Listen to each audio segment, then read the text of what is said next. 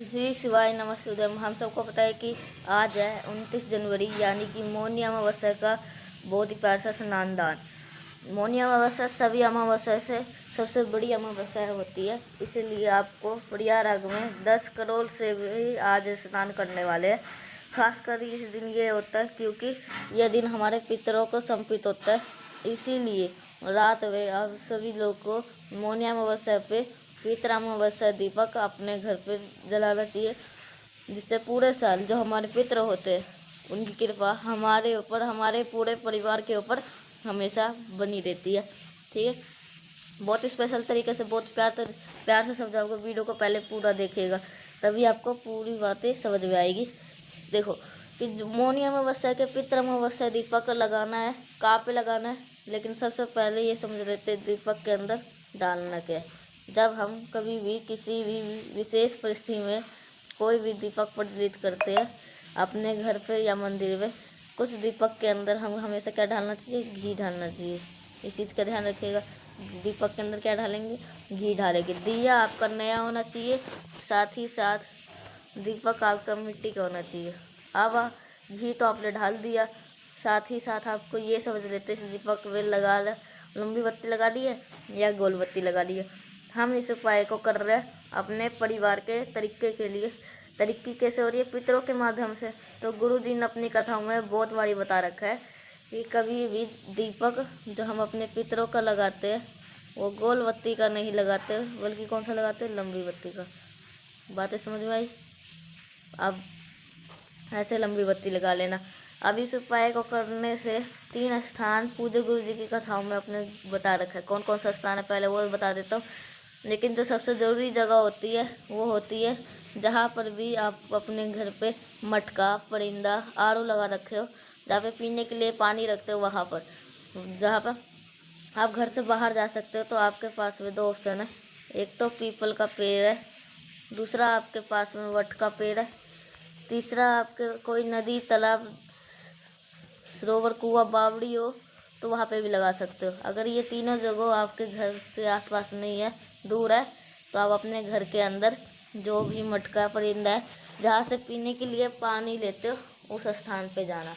जो दीपक मैंने आपको बताया उस दीपक को ऐसे उस स्थान पे रख देना। रख दिए, दीपक पे आपने कौन सी बत्ती लगाई थी, लंबी बत्ती।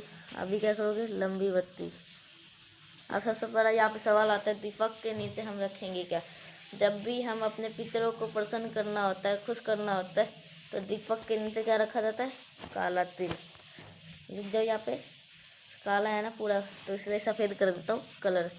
तो ये जो आपको ये लंबी बत्ती, इस लंबी बत्ती का जो मुख होना चाहिए, इस बत्ती का जो फेस होना चाहिए, वो होना चाहिए साउथ डायरेक्शन, या मतलब दक्षिण दिशा।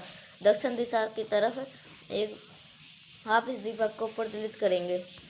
अब यहाँ पे एक नाम बोलने जा रहा हूँ, जो कि आप सभी इस नाम को बोल लो, या ठीक है, वो नाम है अरेमान, या नहीं तो पितरों के देवता, नहीं तो स्क्रीनशॉट ले लेना।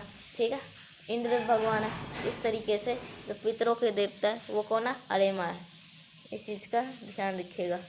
अब आपको क्या करना है, इस दीपक को प्रज्वलित करेंगे, जलाएंगे अरिमा के नाम से। जो आपके पास में परिवार की तकलीफ़ें चल रही हो, प्रॉब्लम चल रही हो, उन समस्या का सुन करते हुए आपको एक चुटकी काला तिल दीपक के अंदर भी डाल देना।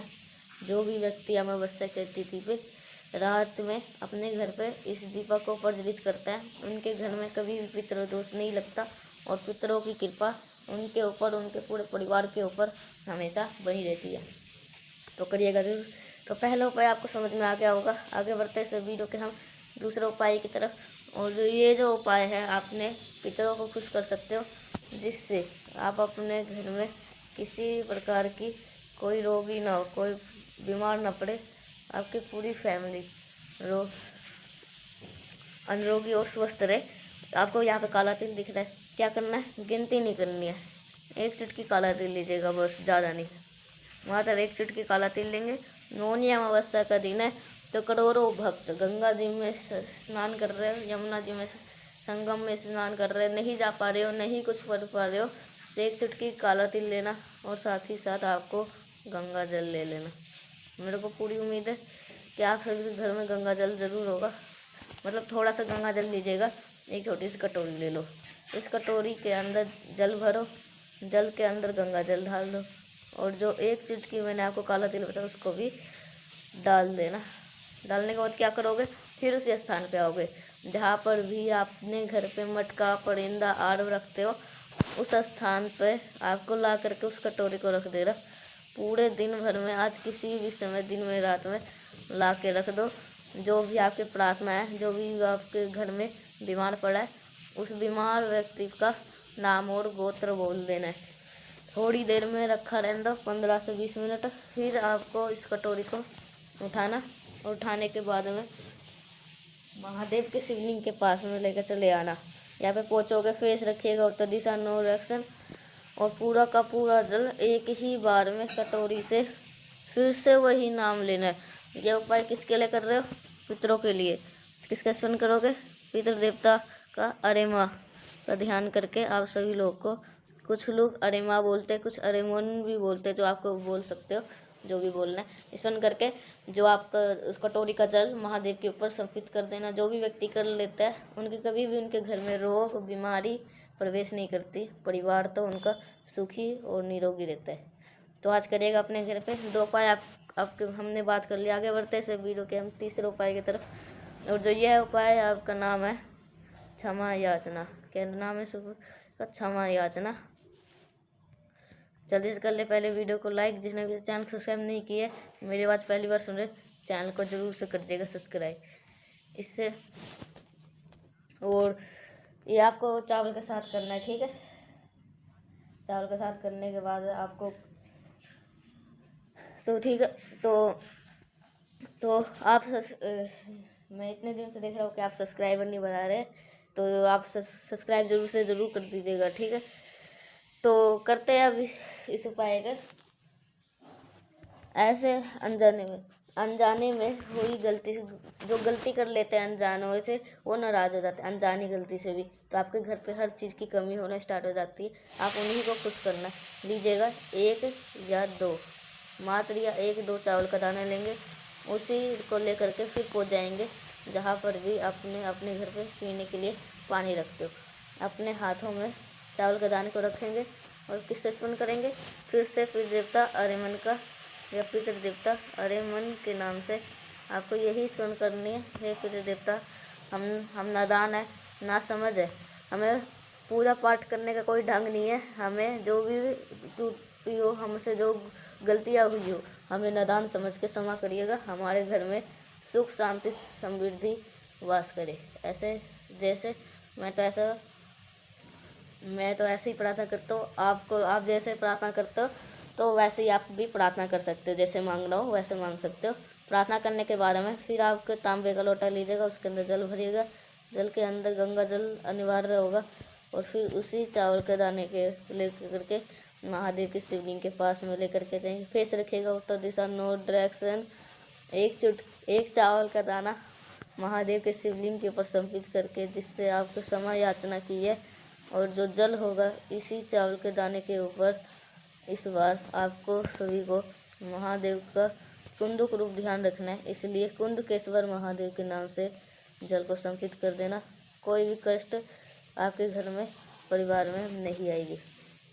तीन उपाय आपको समझ में आ गए होंगे। आगे बढ़ते से वीडियो के हम सबसे आखिरी और वो छोटे से उपाय की तरफ। और ये उपाय आपको वर्षों पुरानी किसी भी प्रकार की इच्छा को लेकर के बहुत आसान है। आसान क्यों है? क्योंकि इस उपाय के लिए हमें कुछ लेना ही नहीं है, सिर्फ और सिर्फ एक बेलपत्र लेनी है।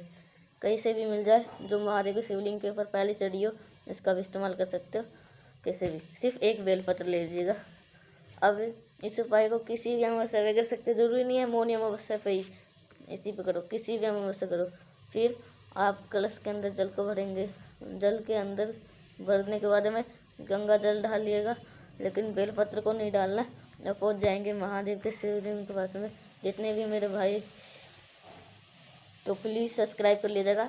तो ऐसे की वीडियो बेल आइकन जरूर दबाएगा, क्योंकि आपको वीडियो बाद में खोजना नहीं पड़ेगा।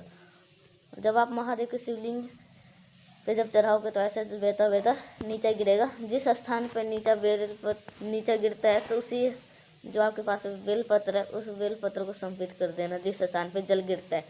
तो फिर जो एक लोटा जल दिखाया वो जल महादेव के शिवलिंग के ऊपर समर्पित कर देना, उससे कह देना और यही चढ़ाया हुआ जल आपका सीधा बेलपत्र के ऊपर गिरेगा। जैसे जैसे ये जल गिरता जाएगा आपके परिवार के ऊपर जो पितृदोष की वजह से प्रॉब्लम चल रही है वो समस्या आपकी ख़त्म जरूर हो जाएगी। तो करिएगा ज़रूर। मैंने कोशिश करी आप सभी को मौन अमावस्या के स्पेशल से उपाय समझाने की। अगर आप आज पहली बार सुन रहे हैं चैनल को जरूर सब्सक्राइब करेगा। और अगर कुछ समझ में नहीं आया तो नीचे कमेंट सेक्शन में भी आप सभी लोग पूछ सकते हैं। तो मिलते हैं नेक्स्ट उपाय साथ, तब तक के लिए श्री शिवाय नमस्तुभ्यम।